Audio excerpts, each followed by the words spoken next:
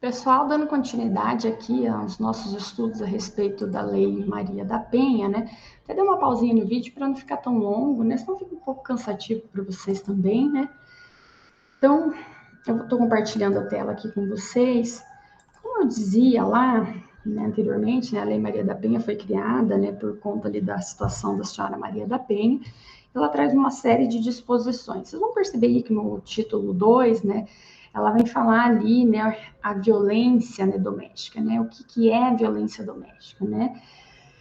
Quando que ela se configura? Aquilo que eu dizia para vocês, pode ser uma violência física, psicológica, sexual, né, moral, mesmo patrimonial.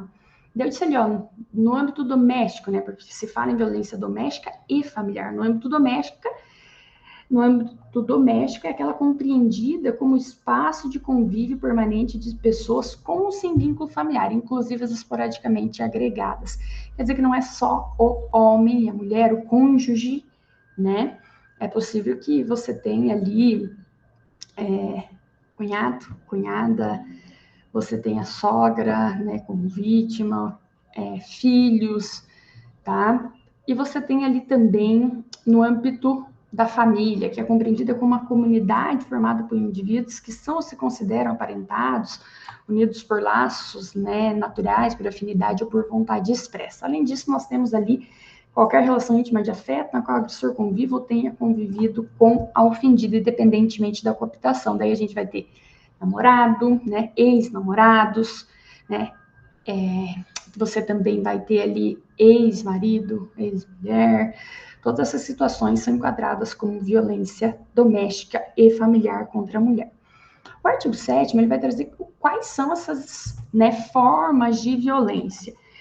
Se vocês forem, né, observar a redação que o legislador traz, ele não traz para nós figuras típicas dentro da Lei 11.340 de 2006, tá? Ele traz ali para nós situações que se enquadram como violência doméstica, ou seja, eu posso ter aqui, por exemplo, olha só, uma calúnia, uma difamação, uma injúria, que está aqui no inciso 5 do artigo 7º, que foi cometida em que contexto? Neste contexto aqui, ó, fruto de uma relação íntima de afeto, por exemplo, tá? Aqui vai ser uma violência doméstica. Eu posso ter uma violência sexual, uma lesão à integridade física, ou seja, uma lesão corporal.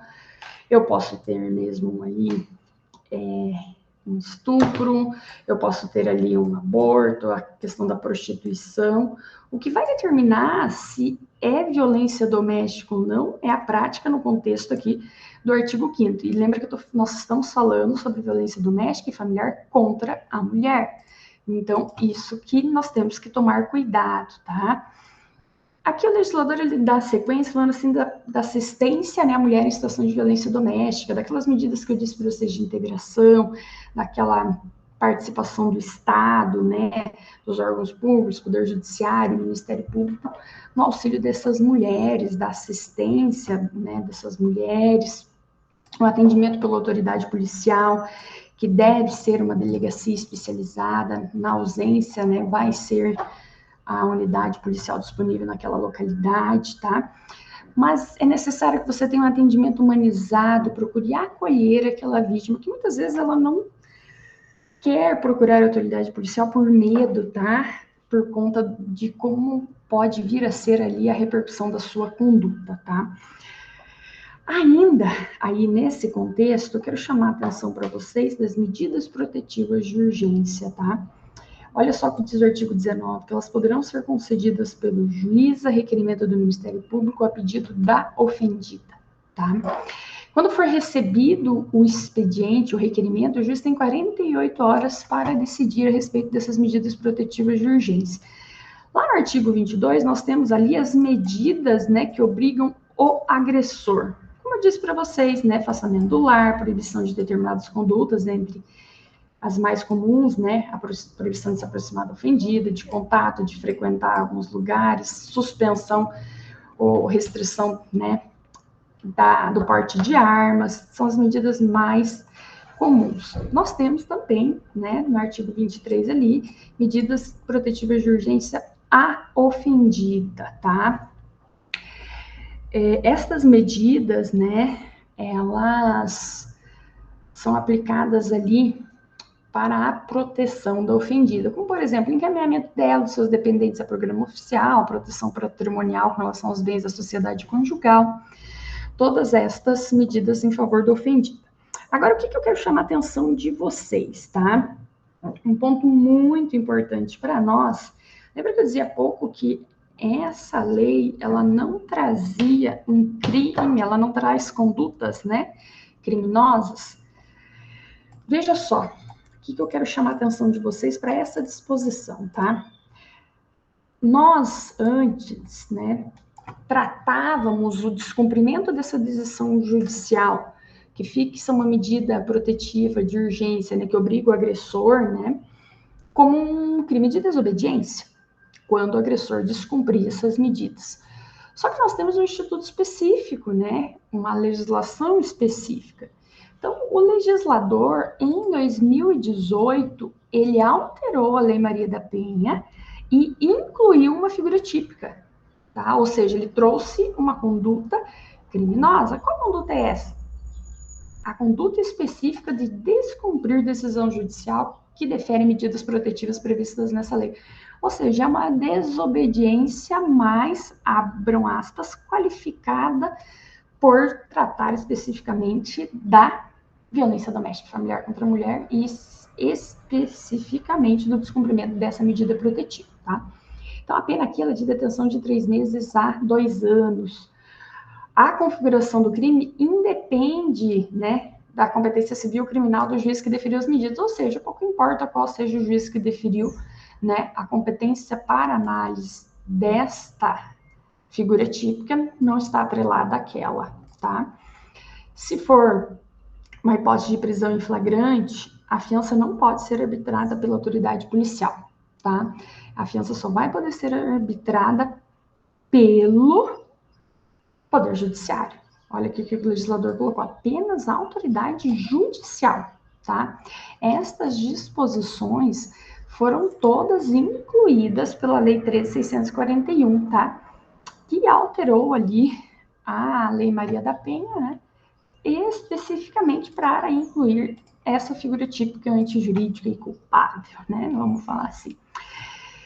Bem, com relação às demais disposições da Lei Maria da Penha, né? Elas são voltadas a proteger a mulher da forma mais ampla possível.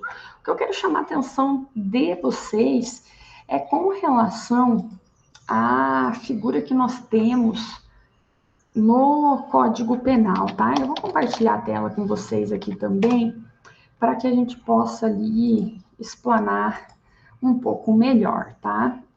Eu vou interromper o compartilhamento dessa tela e vou compartilhar aqui com vocês uma outra tela, tá? Vejam só. A maior ali dúvida que os meus alunos enfrentam é com relação à lesão corporal, especificamente aqui, ó, no parágrafo 9º, que diz lá violência doméstica, tá? Veja só, essa disposição, né, essa figura, ela recebeu essa redação por conta da Lei Maria da Penha, tá? Observem aqui 11.340 de 2006. Aquela diz ali, se a lesão for praticada contra ascendente, descendente, irmão, cônjuge ou companheiro, quem convive ou tenha convivido, ou ainda prevalecendo as relações domésticas, habitação de hospitalidade, tá? O que acontece, pessoal? Aqui, o legislador não usou a expressão de que a lesão é praticada contra a mulher especificamente, tá? Por que eu digo isso? Porque a violência doméstica em si, ela pode ser praticada, né? Ela pode ter como vítima um homem e uma mulher como autora, tá? Então, toma cuidado, isso vai ali afastar a incidência da Lei Maria da Penha, mas você tem uma lesão, né, que se caracteriza dentro do ambiente doméstico.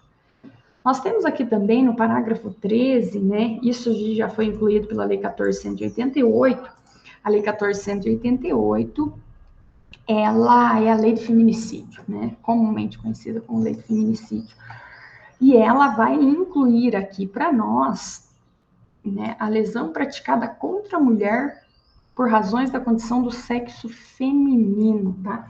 Então, se você tem uma lesão praticada pelo fato da vítima ser mulher, aqui nós iremos aplicar o parágrafo 13. Então, tomar cuidado com isso. Tudo isso que eu falei para vocês aqui no final é para dizer o seguinte: não apenas a mulher pode ser vítima de violência doméstica, mas quando nós falamos de violência doméstica e familiar contra a mulher, é óbvio que nós estamos falando desse sujeito passivo de modo específico, tá? Então, tomar cuidado com isso. É uma legislação muito relevante para nós, com papel social extremamente importante, e nós devemos ali fomentar, né, a propagar propriamente, né, as discussões a respeito dessa lei, para que vítimas, né, não deixem de procurar a autoridade policial, e com isso você tem ali um aumento do ciclo da violência. Tá, joia?